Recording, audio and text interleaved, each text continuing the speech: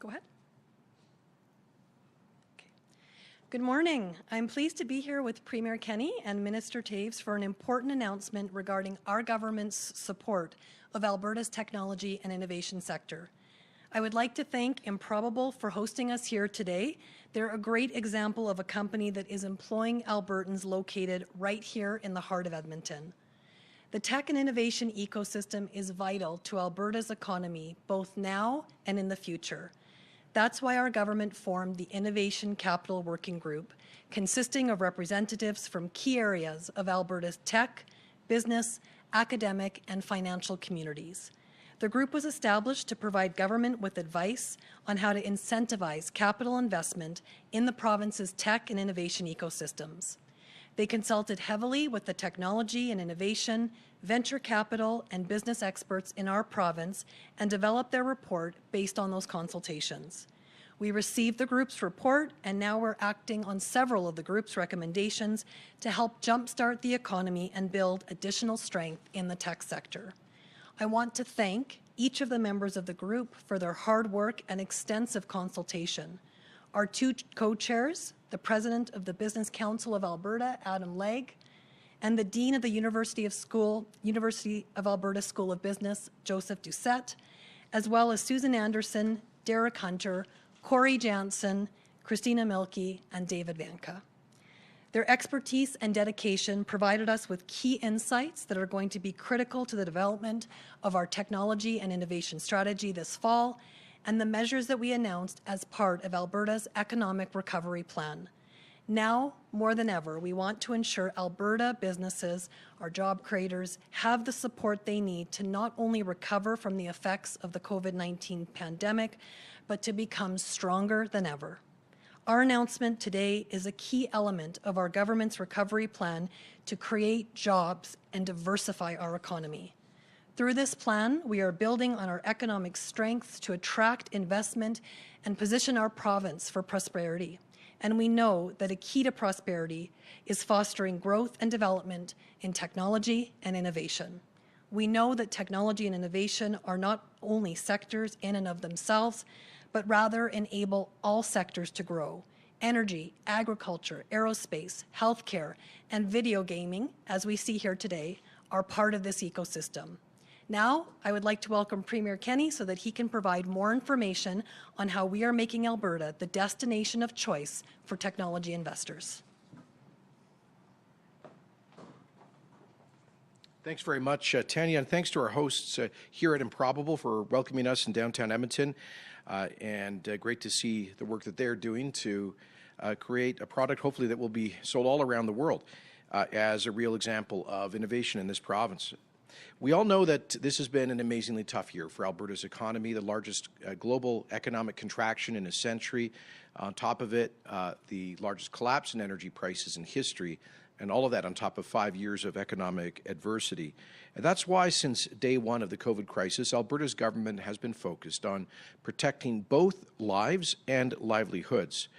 That's why 3 weeks ago we launched Alberta's Recovery Plan, a bold and ambitious plan to build, to diversify, and to create jobs.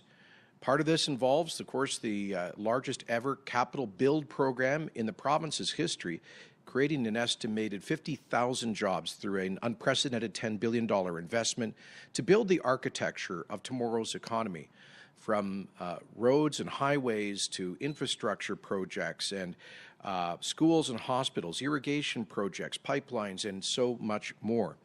It's also why we accelerated on July the 1st the job creation tax cut, making Alberta the most attractive place in Canada and one of the very top in North America in which to start a new business to create jobs.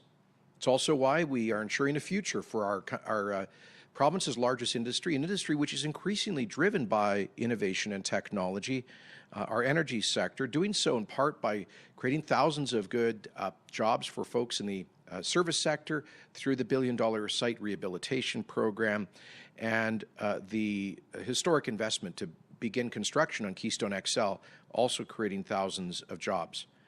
That job creation tax cut, by the way, is estimated by several economists to create some 55,000 new full-time private sector jobs.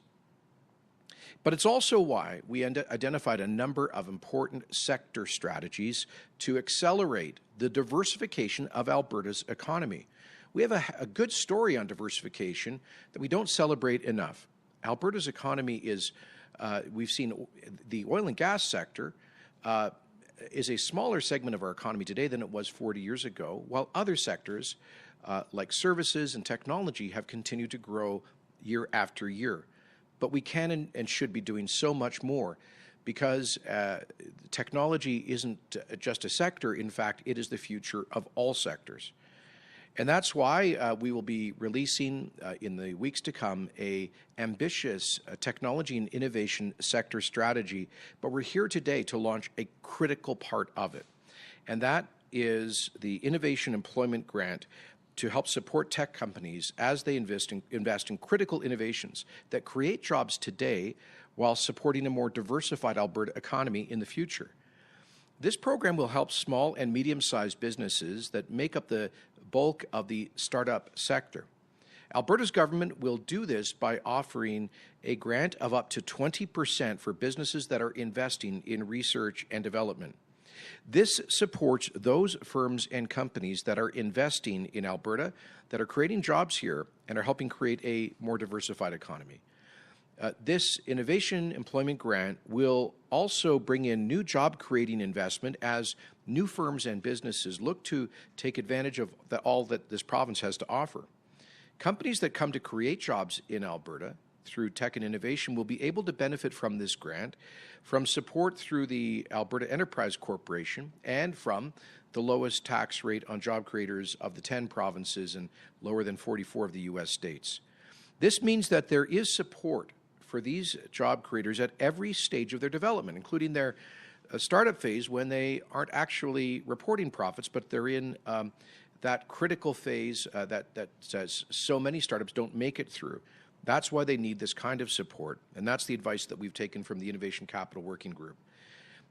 So we'll be there to support them from the early days of development when liquid capital is hard to come by, and when they're able to produce, market, and sell their final product, turning success into more jobs and opportunity for people. The Alberta Enterprise Corporation will support Alberta's tech and innovation sector by giving them greater access to critical venture capital, industry connections, and operational expertise.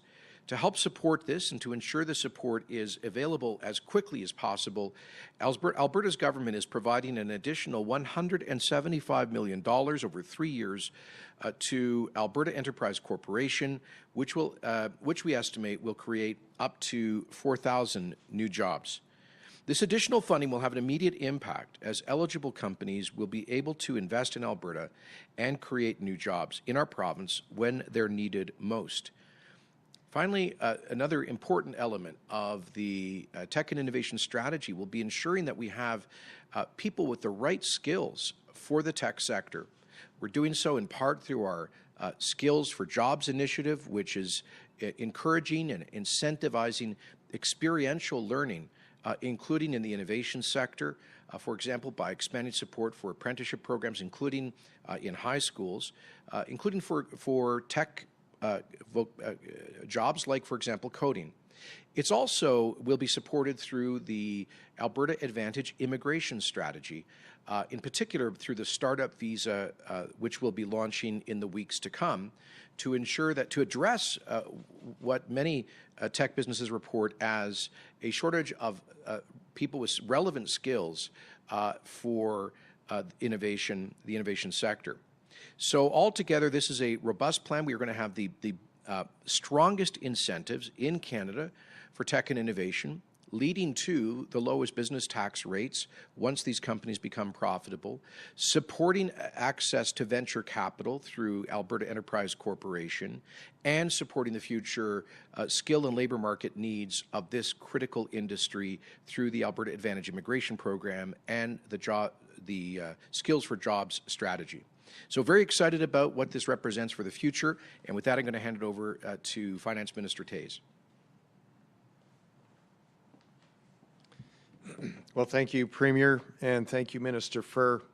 And again, a thank you to the folks here at Improbable for hosting us. It's really a pleasure to be here. And, You know, and in the face of really what's a great economic challenge for the province, it's so good to see a world-class tech company thriving right here in our capital city. And we know that Improbable is not alone, that there are other tech companies in this space that are thriving. So it's my pleasure to be here to provide more detail about Alberta's new Innovation Employment Grant, or the IEG. As part of Alberta's recovery plan, the IEG will encourage investment and support innovative small and medium-sized firms in our province.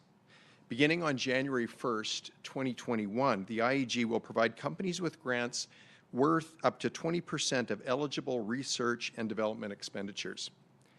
Labor costs will be the main driver of the benefit a firm receives, so this grant will support employment by incentivizing companies to hire Albertans. The IEG will also include an incremental approach that will be unique within Canada. It will reward companies that increase their spending on research and development activities. The grant will deliver an 8% benefit on the firm's base level of R&D spending, providing stable and predictable support for innovation. But the incremental approach comes into play when companies increase their R&D spending. The IEG will offer a 20% benefit on spending that is above the firm's average R&D spending for the previous 2 years. This 20% payment will be significantly more generous than similar tax credits offered in other provinces, including British Columbia and Ontario. For example, a company investing $250,000 in research and development in Alberta would receive $50,000 of support through the IEG. The same company would receive $28,000 of support in Ontario, while in BC it would only receive $25,000, half of the amount of direct support. If the same company increases its R&D spending to $500,000 in the following year, in Alberta it would receive $85,000 of support. This company would receive $56,000 in Ontario and $50,000 in British Columbia. You can see how quickly these significant differences will add up for a developing company in the innovative and tech sector. Alberta's IEG will focus on small and medium-sized firms by beginning to phase out support when a business reaches $10 million in taxable capital. It will fully phase out when the business reaches $50 million in taxable capital. The Innovation Employment Grant is designed to dovetail with Alberta's low corporate tax environment provided by the Job Creation Tax Cut. Companies that are in the pre-income and scale-up phases will initially benefit from the IEG, but as they become more profitable and are phased out of the program, they will benefit from Alberta's preferential business tax rate. These two initiatives will work together to support the growth of businesses of all sizes and in every phase. By targeting smaller firms and offering a generous incentive for increased R&D investment, we're continuing to establish Alberta as the best place for startups and high-growth firms. And once these businesses are succeeding, they will reap the benefits of the reward by far of the most competitive corporate tax rate in Canada. We know investment decisions require planning, so we're providing details now to give firms time to begin planning to take advantage of the IEG next year. We know this economic recovery will take time, and there are challenging days ahead. But rest assured, we will continue to do all we can to create an environment where businesses can grow and thrive in the province, because we know that is the key to sustainable job creation. Thank you. Okay, before we get the Q&A started, in addition to the Premier, Minister Toews, and Minister Fir, we have Adam Legg, President of the Business Council of Alberta, available for questions. Operator, can you please put through the first caller? The first question comes from Carrie Tate of the Globe and Mail. Your line is open. Hi, thanks for taking my question. I'm curious, Premier, we saw Calgary pass a mask mandate yesterday. I'm wondering what you think of that, and as you keep encouraging people to wear masks but not mandate it, why the split there?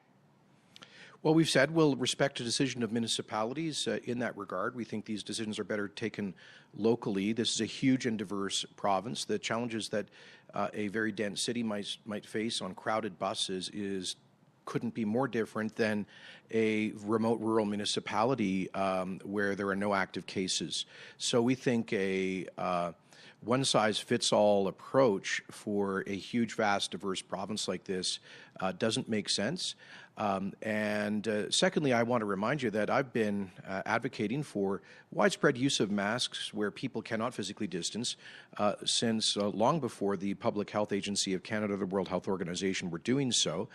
And we are doing, we think the best approach on a provincial level is public education and making masks available to people. We're the only jurisdiction, certainly in Canada, if not the world, to have made tens of millions of masks freely available to the population.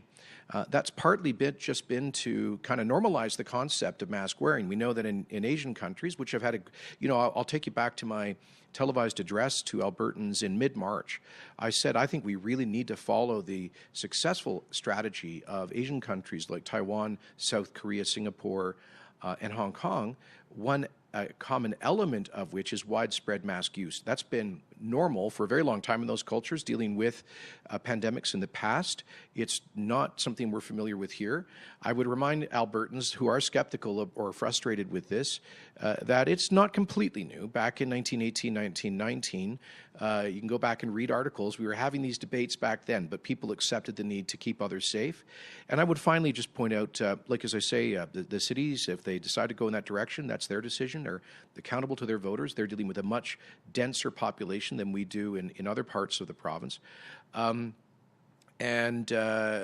I would just point out to those who are skeptical about this that, wearing a mask is not a sign of fear or trepidation or any of those things, or subjugation to some big government mandate. Wearing a mask is just a simple sign of consideration for others with whom you might be close, particularly in indoors.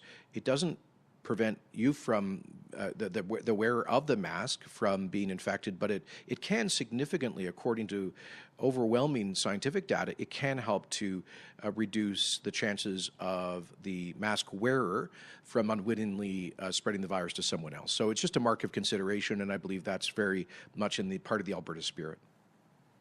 Operator, can you please put through the next caller?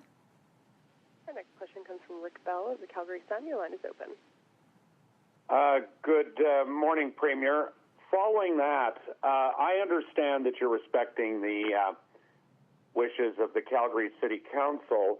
I have a two-part question, if you get your pen out. Number one, on the masks. One is, we are also being told, and we're very confused down here, because we're also being told that we're in a second wave of COVID infection in the city of Calgary. So I'd like you to talk about whether not only do they have the right to make their own bylaws, but they also have the right to have an alternative set of facts. And number two, one of the bad actors down here, even admitted by members of City Council, one of the COVID-19 bad actors is certain high-volume bars in entertainment strips in the city, and of course they aren't affected by the mask bylaw. City Council is doing nothing on this. So in other words, we're in a situation where you are forced to wear a mask in a grocery store in the early morning when there are 4 customers, but you can be in a bar at midnight in a packed bar 6 inches away from somebody yelling, and nothing's going to be done. There's going to be no enforcement of that. So if you could deal with the bar issue and also with, do you believe that we are in fact in a second wave? Okay, so on the second question about whether we're in a wave, obviously, Rick, there's been an increase in the number of active cases in Alberta, and it is concerning. I spoke to this yesterday, and I said I think maybe some people are just tired of all of this. I get it.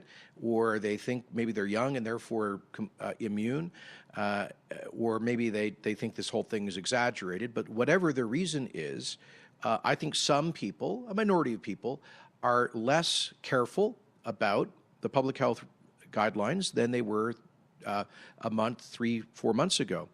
And so I would just send a message to those folks. You know, you might be young and healthy, and if that's the case, you're probably not going to be affected directly by COVID, but you might unwittingly infect somebody else, somebody vulnerable, somebody elderly, perhaps a grandparent, and that could become life-threatening. So please have that consideration for others. And if you think you can get like into big, crowded indoor social functions, and you're right, like 6 inches away from people, shouting at them in a loud bar, that is a real problem. Now, what we have done as a province is to trust people responsibly to exercise their freedom, to show personal responsibility. We don't want to get to a situation where there are, again, a series of policies that damage our economy, that put people out of work, because that has a lot of negative, ultimately, health consequences too. So we would just say to folks, whether if they're operating a bar or restaurant, or visiting a bar or restaurant, you know, please observe the common sense guidelines and don't put yourself in a situation where you might end up being part of the spread. In terms of the mask use, look, again, I'm going to give that back to the city. It's the city's decision. They're responsible. They're accountable to their voters. You've raised some very good questions there. In terms of whether there's a wave or not, while there has been an increase in new cases, that is concerning, it's also worth pointing out that the total number of active cases, of hospitalizations and COVID patients in ICU are a fraction of what our models projected at the peak. We, in relative terms, are well below where most European countries, U.S. states have been, and we're below where the larger Canadian provinces were. So I said from the beginning, Rick, and I want to remind you of this, that this disease, this virus, is here to stay for at least a few more months, until there's either widespread treatment or an effective vaccine or sufficient immunity in the population. But it will come and go, and we should be alert to that. We should be responsible and careful, but we shouldn't get ourselves into a situation where people begin to panic every time there's an increase in new cases. We've got to be cool-headed about this and responsible in our actions. Operator, can you please put through the next caller? Our next question comes from Kevin Nimick of CTV. Your line is open. Hi, Premier. Yesterday, the Alberta Medical Association announced they'll be holding a vote of confidence on the Minister of Health. If they vote against Mr. Shandro, will you switch him out of the portfolio, or are you taking into account the opinions of doctors in this province? Of course I won't. I have full confidence in Minister Shandro. He's elected by Albertans, by his constituents, not by any interest group. And we're not going to allow interest groups to subordinate democracy in Alberta. And let me say this, we value and honor our physicians. They are obviously a critical part of our healthcare system, which is why we are giving them the highest level of physician compensation in Alberta history and the highest level in Canada. We honor our physicians so much, we believe they should not only be fairly compensated, but indeed generously compensated. In fact, Alberta spends 10% of our province's $55 billion budget goes to compensation for 10,800 doctors. So we have a population of 4.4 million, of whom 10,800 are physicians, and they're receiving $5.4 billion in compensation, which is 10% of the total government budget. It is nearly a quarter of the total compensation for people in the public sector.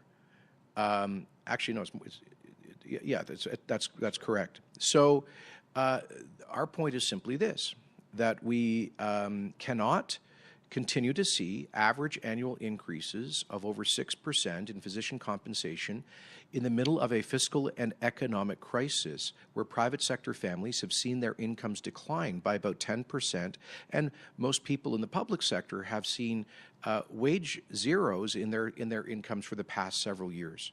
So we want to work with the physicians, which is what we have done through our physician funding framework, and we are in negotiations, for example, with the ophthalmologists about an agreement with them. They've approached us on that. And as I say, we respect our physicians, but I would also ask that the Medical Association also respect taxpayers. They respect the economic reality of this province. They respect the fact that our economy has shrunk by 20% in the past 5 years, while their compensation has gone up by over 20%. That simply is not sustainable. And so, Mr. Chandra, I think, is doing a fantastic job of trying to convey that with regard for the professionalism of our physicians, but also regard for the fiscal limits of taxpayers during a fiscal and economic disaster. Okay, we have time for 3 more. Operator, can you please put through the next caller? Next question comes from Terry Reese of CBC. Your line is open. Yes, hi. Thank you very much, Mr. Kenney, for taking my call today. Just wanted to check in on the reopening of schools. You did mention that our rates are going up. So what would the plan be for schools should COVID infections continue to spike upward over the next few months? Well, there are details in the plan that we released yesterday about potential outbreaks in a school or wider spread growth in infections. Fortunately, we've been able to pilot this approach this summer. Calgary Catholic Division has been operating summer schools. They had an incident where one of the students was apparently symptomatic, and so the school acted with great alacrity, sending kids home, isolating staff as well, immediately access to testing. Lots of information was shared immediately.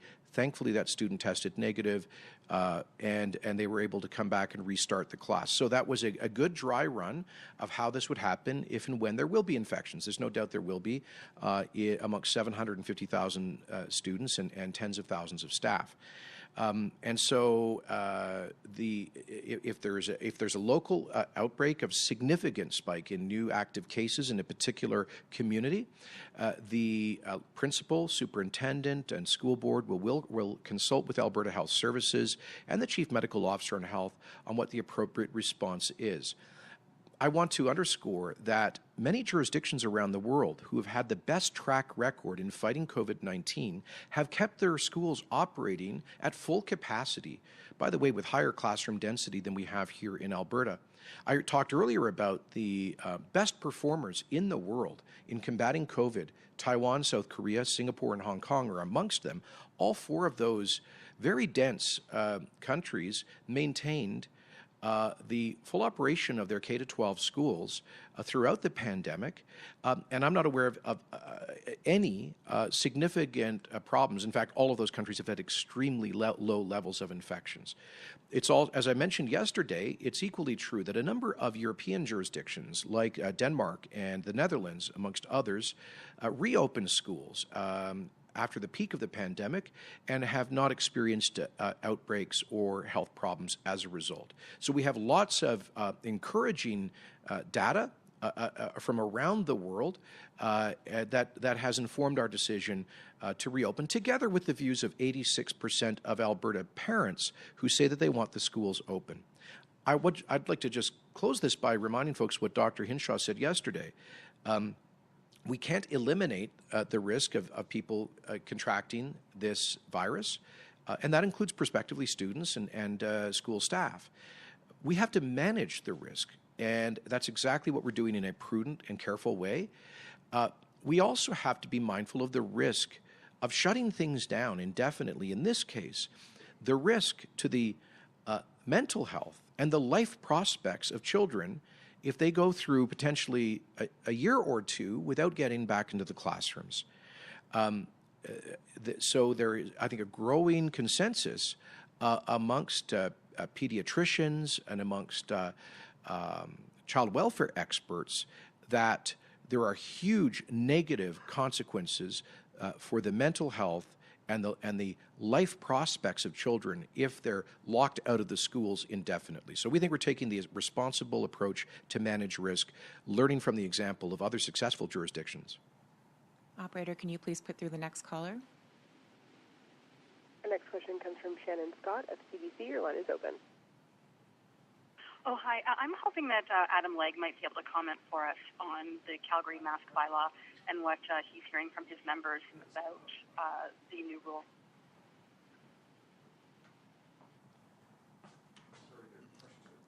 So the question was around the mask bylaw in Calgary?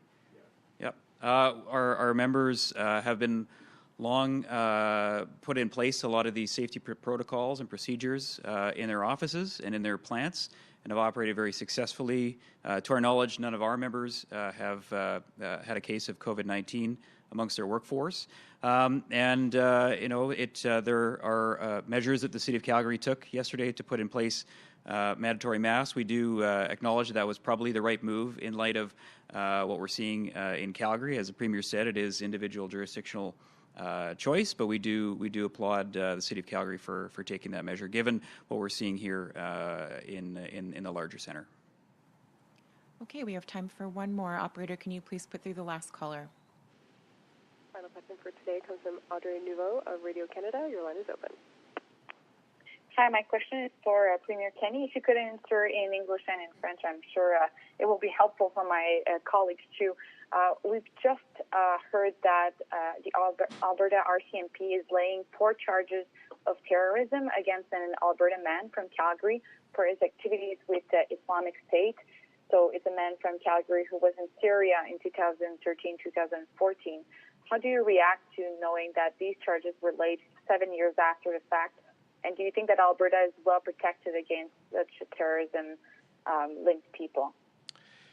I'm happy to hear that charges have finally been laid on this case. It's important that law enforcement send a message that there is no immunity for Canadians who go abroad to commit acts of terrorism, to victimize the innocent, and in some cases to also attack Canadian military personnel.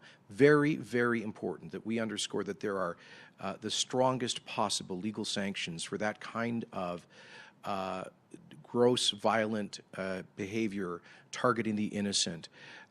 I am not familiar with, look, I was the Minister of National Defence who deployed the Canadian Armed Forces to fight ISIS in Syria and oversaw their deployment in Iraq as well.